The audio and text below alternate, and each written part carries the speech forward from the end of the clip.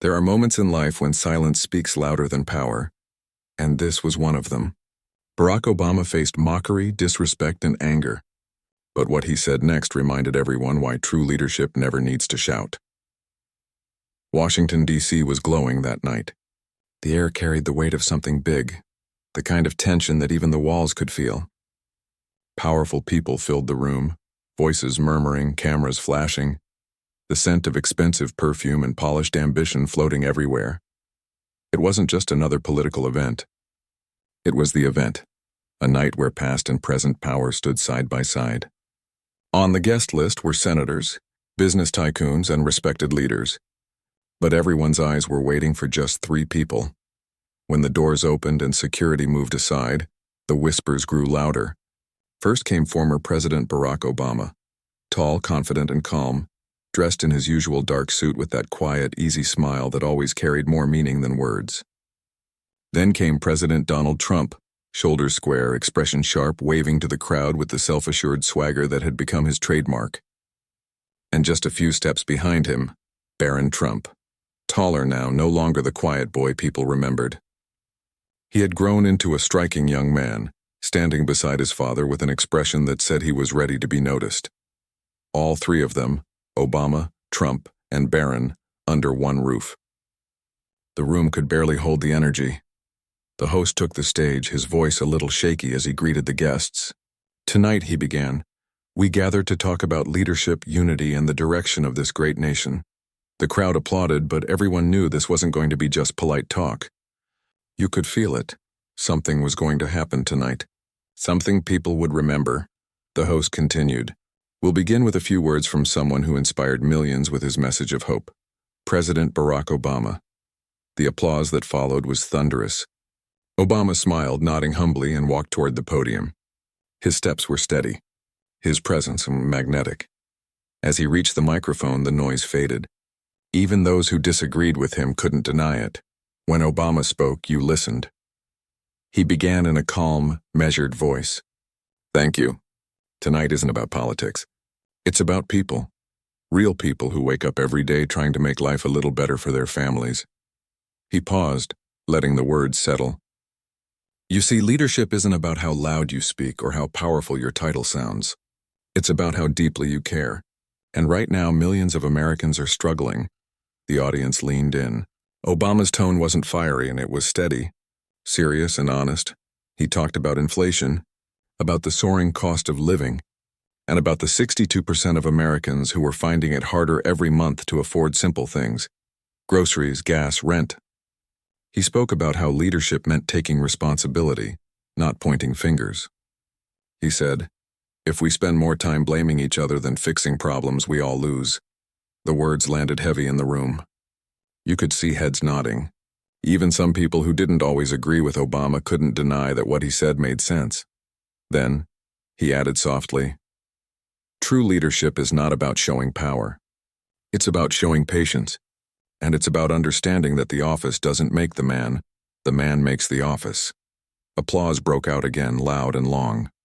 Cameras flashed. The host smiled in relief, and the night was off to a strong, inspiring start.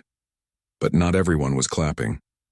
At one of the front tables, President Trump leaned back in his chair, arms crossed, his face expressionless but his eyes sharp. Every word Obama had said, every line about leadership, blame, and responsibility, felt like a personal challenge.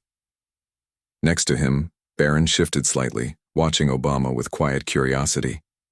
There was a faint grin on his face, almost playful but also calculating. Trump didn't clap. He didn't move. He just stared. When the applause began to die down, the host stepped back toward the stage to thank Obama for his words. But before he could even open his mouth, the sound of a chair scraping the floor broke the silence. Trump stood up. All heads turned. Even Obama paused mid-step, turning slightly toward him. The air grew thick, heavy with anticipation. Trump's voice, firm and sharp, cut through the calm atmosphere. "Obama talks about responsibility," he began, his tone icy. "But maybe he should take some for the problems this country is still facing." A few gasps rippled through the crowd. The host froze in place. Trump went on, his voice louder now. "You talk about inflation like it's new. But let's be honest, this didn't start yesterday. It started during your time. You left the mess and now you stand here pretending to teach lessons. The audience was silent, waiting for Obama's response. But Obama didn't reply. He didn't even blink. He just smiled, that quiet, unbothered smile, and slowly turned back toward his seat. And right there, as he sat down, something shifted in the room. The applause had vanished. The calm had cracked, even though no one said it aloud. Everyone could feel it. Something big was about to happen, because where words like these were exchanged between Donald Trump and Barack Obama, there was always one thing guaranteed: it would never end quietly, and little did anyone know. The next person to speak wouldn't be a president. It would be Barron Trump, and in just a few seconds, he would say something that would turn the entire event upside down.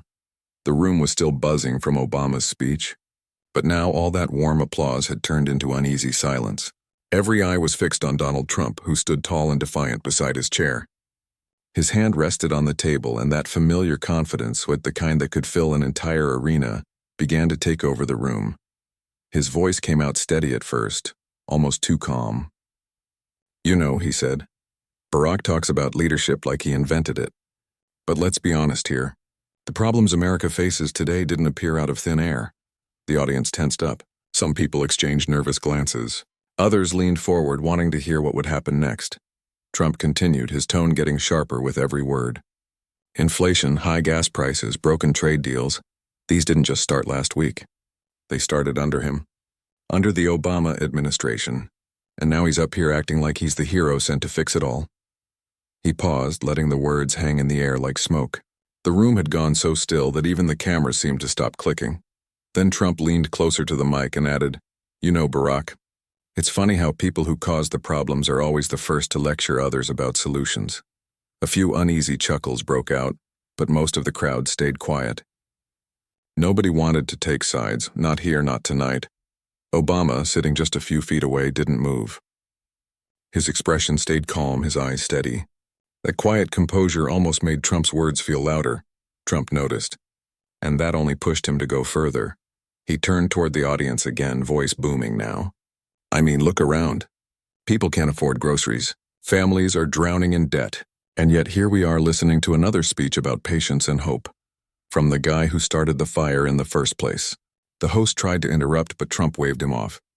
No, I'm speaking now," he said firmly. "You want honesty? Here it is. Obama had 8 years to fix things, and he left America weaker than ever. I came in and cleaned up his mess. That's the truth. The tension was unbearable. Every person in the room knew. When Trump and Obama shared the same stage, something was bound to explode. Obama finally lifted his head. His calm smile didn't fade, but his eyes were sharp. He didn't reply. He didn't need to. Not yet. But before the audience could even process what had just happened, another voice cut through the silence. This time it wasn't Barack Obama. It wasn't Donald Trump either. It was Barron Trump. His tone was younger, smoother, but carried that same hint of Trump-like confidence. He leaned forward, a small grin on his face, clearly enjoying the attention. "Dad's right," Barron said casually. "It's funny how people keep talking about leadership, when maybe the real question should have been asked a long time ago." A few heads turned toward him. He paused, then added, "I mean, did we ever really know who the real president was back then?" The room froze again. Everyone knew what that meant. Barron wasn't just making conversation. He was taking a direct shot. He didn't say the words outright, but everyone understood. It was a reference to that old conspiracy, the one that had once questioned Obama's birthplace, his legitimacy as president. A claim that had been buried years ago, now suddenly dug up again, and this time from the mouth of Donald Trump's son. The audience reacted instantly. Gasps, whispers, murmurs. A ripple of disbelief spread across the room. Some people looked stunned. Others looked away, embarrassed. Trump glanced at his son with a faint look of approval, half smirk, half pride. But Obama didn't move. Not even a flicker of anger crossed his face. He simply watched, eyes steady on Barron. For a brief moment, time seemed to stop. The host shifted nervously, unsure if he should step in or just let it play out. Barron, clearly feeling bold, leaned back in his chair with that satisfied grin. the grin of someone who thought they'd landed a perfect hit. But those who'd seen Obama in debates before, they knew that silence wasn't weakness. It was the calm before something bigger. Trump finally sat back down, straightening his tie, convinced that the message had landed. The audience remained in a tense hush. You could almost hear the unspoken question running through everyone's mind. Would Obama let it go? Or would he answer? And if he did answer, how far would he go? The silence stretched on, the air heavy with anticipation. Obama's hands were still, his gaze fixed on the table for a few seconds longer. Then slowly he looked up. That quiet, knowing smile returned. He adjusted his cufflinks, took a slow breath, and finally stood up again. He didn't say a word yet. But the moment he rose, the entire room straightened. The calmness in his eyes said it all. He was about to respond. And deep down, everyone knew. This time, it wouldn't just be a speech. It would be a statement. A storm was coming, and it was going to start with Barack Obama. The atmosphere in the room was unlike anything anyone had expected. Moments ago, Barack Obama had delivered a calm, heartfelt message about leadership and accountability. But now, with Donald Trump's fiery outburst and Barron's unexpected jab, the night had completely shifted. The audience could feel the heat in the air, the kind of tension that makes people hold their breath without even realizing it. All eyes turned toward Obama. Would he answer? Would he defend himself? But before he could even take a breath, Barron Trump leaned forward again, his voice confident, young, and cutting, Barron said. His words slow and deliberate. We hear a lot about leadership, but sometimes I wonder if the real question isn't about leadership at all, but about legitimacy. He smiled, pausing just long enough for the audience to catch on. I mean, he added with a mocking tone, some presidents didn't even seem to have their birth certificates in order. A sharp wave of whispers broke out across the hall. A few people gasped. Others looked down, avoiding eye contact. Everyone knew what Barron meant. He didn't need to say Obama's name. The meaning was crystal clear. It was a direct reference to that old, cruel rumor, the one that had once questioned Barack Obama's right to be president. A rumor that his own father, Donald Trump, had fueled years earlier. And now his son had brought it back, right there in front of Obama himself. For a few seconds, the silence was painful. The crowd didn't know where to look. The host's smile vanished. Even some of Trump's allies seemed uneasy, but Barron didn't notice. He looked proud, satisfied, and a little too sure of himself. He had his father's smirk, the same one that said, "I win by being louder."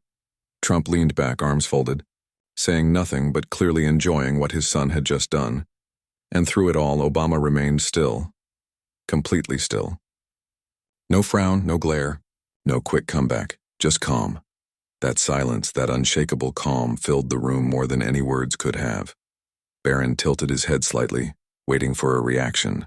When none came, he let out a soft chuckle and said, "Come on, I'm just saying what everyone's thinking." The crowd was frozen. Even those who disagreed with Obama were watching him closely. They knew his style. They knew that quiet look in his eyes meant something was coming. And then Obama finally moved. He rose from his seat slowly and walked toward the stage once more. His face was calm, but his eyes had a sharp focus, not angry, but powerful, controlled.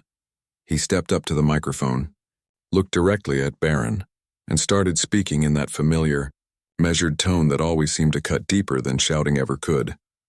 "I've seen this before," Obama began. "Different day, same tricks. The names change. Sometimes it's Donald, sometimes Ivanka, sometimes Melania." He paused, his gaze fixed on Barron. "And now it's you, Barron." The room was completely still, but you know what's funny? Obama continued. "Every time it's the same story. Mocking, attacking, making noise. All noise. But when it's time to listen, when it's time to lead, there's silence." His voice was calm, but each word landed like a strike. The audience leaned in, hanging on every syllable. Then with a faint smile, Obama looked Barron in the eye and asked, "Tell me, Barron, are you Ivanka's kid or Melania's?" The words echoed through the hall like thunder. The silence that followed was absolute. No one dared move. Barron froze, completely stunned. His confident grin vanished instantly. He blinked, then looked at his father, searching for help, for a sign of what to do. Trump's face darkened. His jaw tightened. He stood up, glaring at Obama, his voice sharp and angry. "That's enough," he shouted. "You don't talk to my son like that." But Obama didn't raise his voice. He simply replied, "Then maybe teach your son what respect looks like." The tension was so thick you could feel it pressing down on everyone in the room. Barron shifted uncomfortably in his seat, eyes on the floor, his earlier confidence completely gone. Obama took a breath, still calm, and looked out at the audience. "This," he said, gesturing slightly, "is exactly the problem. A family so busy throwing stones they never stop to see the cracks forming in their own house." The crowd murmured quietly. Some clapped softly. Others just watched in stunned silence. Trump leaned toward his son, whispering something under his breath, his voice low, but the anger obvious. Barron nodded slowly, face red, and stood up. Without another word, he turned and began walking out of the hall. The sound of his footsteps echoed behind him. Obama didn't gloat. He didn't smirk. He simply turned back toward the microphone and said, "That's what happens when leadership becomes about family power instead of public service. Respect gets lost and pride takes over." He didn't need to say more. Everyone in that room understood exactly what he meant. And just like that, a moment that started as a small act of mockery had turned into something unforgettable. A lesson delivered in complete silence, followed by a few calm, devastating words. Barron Trump had entered that night with confidence, certain he could get the last laugh. But Barack Obama had just shown him that real strength doesn't come from the loudest voice. It comes from the calmest one. And as Obama stepped away from the microphone, you could feel the balance of the room shift again. He didn't just win an argument, he reclaimed respect. But what came next would take the night to an even deeper level, because Barack Obama wasn't finished. Not yet. For a few moments, no one moved. The sound of Barron's footsteps faded down the hallway, leaving an eerie silence behind. The audience sat frozen, caught between disbelief and awe. Barack Obama stood at the podium, calm, tall, and unshaken, while Donald Trump's face burned red with anger. Trump clenched his fists on the table, his jaw tight. He was seething. The insult to his son was personal, and he wasn't about to let it go. "You crossed the line," Trump growled, his voice trembling with fury. "You think you can stand there and lecture my family about respect? You think people don't remember what you did?" Obama looked at him with that same quiet composure, the kind that used to frustrate Trump more than any insult could. He didn't interrupt. He let Trump talk. He let him fume. Because sometimes, silence says more than shouting ever could. Trump stood up, pointing toward the audience. "He talks about leadership," Trump continued, voice rising. "But under his watch, this country suffered. Inflation, division, weakness. And now he thinks he's some kind of saint?" A few people clapped nervously. Others stayed silent. The tension was almost too heavy to breathe through. And then Obama finally spoke. His tone was soft, so soft it made everyone lean forward to hear. "Donald," he said, "you've been blaming me for America's problems for years. It's a pattern. When things go wrong, it's always someone else's fault. Obama, the media, the Democrats, even your own advisors." "Never you," the audience murmured. Obama continued, his words steady and sharp. "You say the country is divided, but you built your success on keeping it that way. Every insult, every nickname, every public fight, when it's all been part of the show. You taught people that shouting is stronger than understanding, that mocking is better than thinking, and now your own son has picked up that lesson." Trump tried to interrupt, but Obama raised a hand, calm, controlled. "No, let me finish," he said firmly. "You see, Barron didn't invent that attitude. He learned it from you. From the example you've set, one where decency is weakness and cruelty is power." The words cut through the hall like a blade. Trump froze, lips pressed together. Even his most loyal supporters looked uneasy. Obama took a step forward, eyes still locked on Trump. "You call it strength," he said quietly. "But real strength isn't about tearing people down. It's about lifting them up. It's about owning your mistakes instead of hiding them behind someone else's name." He turned toward the audience, voice rising just enough to fill the room. "Leadership isn't about winning arguments. It's about taking responsibility. And maybe, just maybe, that's something worth teaching the next generation." The crowd erupted in a low wave of applause. Not loud, but steady, real. Trump slammed his hand on the table. You think you're perfect? You think your family's better than mine? He shouted. Obama looked at him, expression unreadable. I think every family has flaws, he said softly. But the difference is, I don't pretend mine doesn't. The silence that followed was deafening. Trump stood still, visibly shaken. For once, he didn't have a comeback, and then Obama turned back to the microphone, addressing the audience again. His voice softened, not condescending, not angry, just reflective. You know, he began, this isn't just about politics. It's about who we are when no one's watching, about how we treat people who can't fight back, the way we raise our kids, the way we talk about others at the dinner table. Because that's where leadership starts. Not on a stage, not in a rally, not behind a podium, but at home. Every word hit like a truth the room didn't know it needed to hear. He continued, I've watched Donald attack people for years, women, journalists, even his own allies when they disagreed with him. It's become a pattern, and I get it. It's easier to mock than to listen. It's easier to insult than to reflect. But that doesn't make it right. Obama paused, his eyes sweeping across the audience. And Barron, he's young. He's still learning. But he shouldn't be learning that. He shouldn't be carrying the weight of his father's grudges. That's not leadership. That's legacy, and not the good kind. Trump looked ready to explode, but before he could speak, Obama added, and Donald, if you really love your son, maybe protect him from this, from becoming another version of you. That line hit hard. The crowd gasped softly. Trump froze again, his face tight with anger, but his eyes betraying something else. Hurt, confusion, maybe even guilt. Obama stepped back from the podium, exhaled quietly, and smiled. Not in victory, but in peace. I'm done, he said, because at the end of the day, people remember how you made them feel, and I'd rather be remembered for respect than rage. The audience stood in silence, not cheering, not clapping, just stunned. Trump stood motionless, breathing hard, eyes locked on Obama but with no words left to throw. And in that silence, one thing became clear. The argument was over. Obama had not shouted, not mocked, not humiliated. He had simply told the truth, and in doing so, had turned the entire confrontation into a quiet lesson on what leadership really means. As Obama turned to leave the stage, the crowd began to applaud. Slowly at first, then louder. Trump remained standing, staring after him, the applause echoing in his ears. Obama didn't look back. He didn't need to. The message had already landed, deeper than any speech, sharper than any insult. And everyone there knew it. This wasn't just a clash between two presidents. It was a clash between two worlds, one built on respect, the other on ego.